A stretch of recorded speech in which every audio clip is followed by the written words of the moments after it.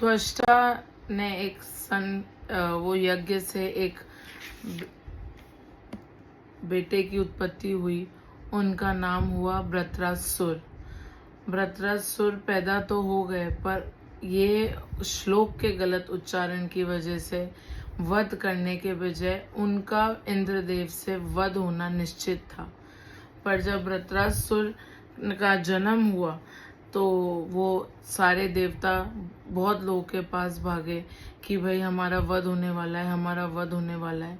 तो ऐसे वो विष्णु जी के पास गए। विष्णु जी ने बोला कि भाई यज्ञ से उत्पत्ति हुई है उनकी, पर मैं उनका कुछ भी नहीं कर सकता। फिर जाकर वो विष्णु जी के पास गए। विष्णु जी ने बोला कि एक मुनि है, दधीची मुनि, उनकी हड्डी वज्र से बनी हुई है। अगर उनकी हड्डियों के तलवार या उनकी हड्डियां लेकर तुम खड़े रहोगे तो ये वृत्रासुर और ये सारे राक्षस गण तुम्हारा कुछ भी नहीं बिगाड़ पाएंगे। सारे देवता गए दधीची मुनि के पास कि आपकी मदद चाहिए, क्योंकि ये राक्षस हमें मारने वाले हैं और हमारे पास हमको बचाने के लिए कुछ भी नहीं है, तो आप हमारी मदद करें। तो दधीची मुनि ने बोला, तुम लोग को बचाने के लिए मैं अपने आप की हत्या कर दूं?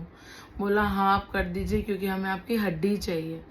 दधीची मुनि ने भगवान का नाम लेकर स्मरण करके देवताओं को बचाने के लिए अपने शरीर का त्याग किया और देवताओं ने उनकी सारी हड्डियां ले ली और किनके सामने खड़े हो गए? सारे राक्षसों के सामने खड़े हो गए युद्ध करने के लिए। पर जब सारे राक्षसों ने ये देखा कि सारे देवताओं के पास दधीची मुनि की हड्डियां हैं वज्र रूप, जिससे ये निश्चित और ये तय था कि सारे राक्षसों का वध होना निश्चित है, तो सारे राक्षस धीरे धीरे करके भाग गए। अब जब सारे राक्षस भाग रहे थे तो वृत्रासुर ने राक्षसों को ये बताया कि तुम लोग डर किससे रहे हो? अगर तुम्हारी मृत्यु होगी भी तो तुम अपनी चीज के लिए लड़ रहे हो, तुम जो फील करते हो तुम उसके लिए लड़ रहे हो, तो इसमें गलत कुछ है नहीं। दो प्रकार की मृत्यु से आपको प्रगति प्राप्त होती है। पहला, जो भगवान के स्मृति करते हुए जिनके प्राण निकलते हैं उनको भगवत प्राप्ति होती है। दूसरा, जो राज्य और अपने कर्म करते हुए जिनकी अंत समय आता है उनको भगवत प्राप्ति होती है। तो वृत्रासुर ने ये बात सबको बताई, पर किसी ने माने नहीं। अकेले रह गए वृत्रासुर और यहाँ पे 33 कोटि देवी देवता रह गए। अब जब युद्ध होने ही वाला था तो वृत्रासुर ने बोला, मैं भगवान से प्रार्थना कर लेता हूँ। उन्होंने भगवान से प्रार्थना करी। जैसे ही उन पे प्रहार हुआ, किसने प्रहार किया? सारे देवताओं ने, क्योंकि वो तो मारने वाले थे, पर क्योंकि श्लोक उल्टा पड़ गया तो उनका ये तो कंफर्म था कि वो इंद्रदेव से ही उनका वध होगा। तो जब ये हुआ तो इंद्रदेव ने ही उनका गला काटा, पर ऐसे नहीं, 1 सेकेंड में 100 साल लगे वृत्रासुर के गला काटने में, क्योंकि इंद्रदेव धीरे धीरे करके उनका गला काट रहे थे। तो 100 साल तक वृत्रासुर ने ये पीड़ा को सहन करा और 100 साल के बाद उनका वध हो गया।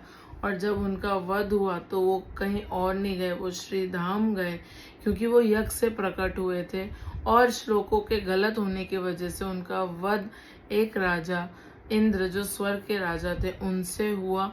तो इसी के साथ आज की कथा समाप्त होती है। और अंत में मैं हम सबको यही बोलना चाहती हूँ कि हमारे साथ जो भी होता है, जैसा भी होता है, सवाल उठते हैं, बिल्कुल उठते हैं। सबको ये होता है कि भाई हमें क्यों पीरियड्स आते हैं, जेंट्स को पीरियड्स क्यों नहीं आते हैं। एक बात इसमें ये भी है कि स्त्री ने ये अपने ऊपर क्यों लिया, जबकि सारी तो आप देखिए पृथ्वी, पेड़, पानी थे। स्त्री क्यों? स्त्री इसलिए क्योंकि वो माँ रूपी है। स्त्री के अंदर ममता है कि वो अपने बच्चे को ऐसे अकेला नहीं छोड़ सकती, इसलिए उन्होंने बोला मैं भी इसका जो इल्ज़ाम है वो अपने सर पे लेती हूँ, आप मुझे भी दीजिए, अब कुछ भी अपराध दीजिए, जो ब्रह्मदेव देना चाहे दीजिए। तो हर चीज़ के पीछे एक स्टोरी होती है। मैं ये आप लोगों को सच में कहना चाहती हूँ कि रिएक्ट करने से पहले, बोलने से पहले उसके बैक स्टोरी तो देखिए, उसके पीछे की वजह क्या है वो तो देखिए इसीलिए हम दोषी हैं, हमने दोष अपनाया है, इसलिए मंदिरों में पीरियड्स के दौरान जाना अलाउ नहीं करते, भगवान के पास जाना अलाउ नहीं करते, क्योंकि हम दोष लिया है ना हमने इंद्रदेव का, तो वो एक हफ्ता हम दोषी होते हैं।